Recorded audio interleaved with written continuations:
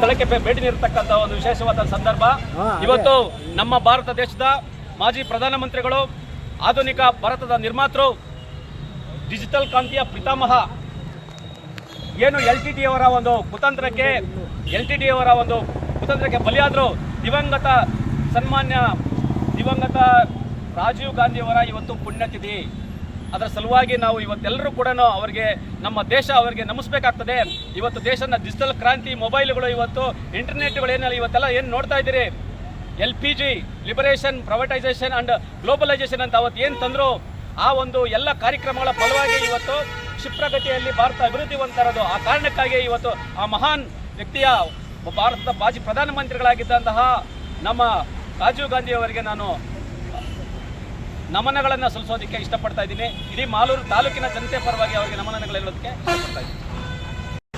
ಈ KS ಮುನಿಯಪ್ಪನವರು ತಿಳ್ಕೊಬೇಕು, ಮುಂದಿನ ದಿನಗಳಲ್ಲಿ ಆತನ ಹಿಂಬಾಲಕರಿಗೆ, ಆತನ ಅನುಯಾಯಿಗಳೇನಿದ್ದಾರೆ, ವಲಯ ಸಮುದಾಯದ ಅನುಯಾಯಿಗಳ ಹತ್ರ ಏನಿದ್ದಾರೆ ಅವರಿಗೆ ಬುದ್ಧಿ ಹೇಳಬೇಕು.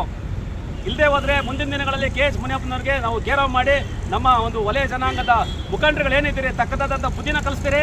ವಿಶೇಷವಾಗಿ ಎಲ್ಲ ಕಡೆ ಸಭೆಗಳನ್ನು ಏರ್ಪಾಡು ಮಾಡಿ ಈ ಕುತಂತ್ರಕ್ಕೆ ನೇರ ಕಾರಣವಾಗತಕ್ಕಂಥ KS ಮುನಿಯಪ್ಪನವರಿಗೆ ನೇರ ಸಂದೇಶವನ್ನು ಕೊಡ್ತಾ ಇದ್ದೀರಿ. KS ಮುನಿಯಪ್ಪನವರೇ, ನಿಮ್ಗೆ ಇನ್ನೆಷ್ಟು ರಾಜಕೀಯ ಅಧಿಕಾರ, ದುರಾಸೆ ಇದೆ ನಿಮಗೆ. ನಿಮ್ಮ ದುರಾಸೆಗೋಸ್ಕರ ವಲಯರನ್ನು ಯಾಕೆ ವಿಂಗಡಣೆ ಮಾಡ್ತಾ ಇದ್ದೀರಾ ನೀವು? ವಲಯ ಮಾದಿಗರು ಅಣ್ತಮ್ಮನವರಂತೆ ಇದ್ರು, ವಲಯರನ್ನ ಬೇರ್ಪಡಿಸಿದ್ದಾಯಿತು. ಇವತ್ತು ವಲಯರನ್ನ ಚಿಕ್ಕತಾಳಿ ಮತ್ತು ದೊಡ್ಡತಾಳಿ ಹೆಸರಲ್ಲಿ ಬೇರೆ ಮಾಡೋದಕ್ಕೆ ಹೋಗ್ತಾ ಇದ್ದೀರಾ. ನಿಮಗೆ ನಾಚಿಕೆ ಆಗಲ್ವಾ? ನಿಮ್ಮ ಹಿಂಬಾಲಕರಿಗೆ ನೀವು ಸರಿಯಾದ ಮಾರ್ಗದರ್ಶನವನ್ನು ಕೊಡಿ.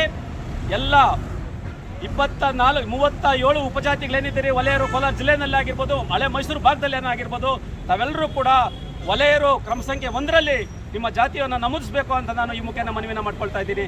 ಜೈ ಭೀಮ್, ಜೈ ಕಾಂಗ್ರೆಸ್.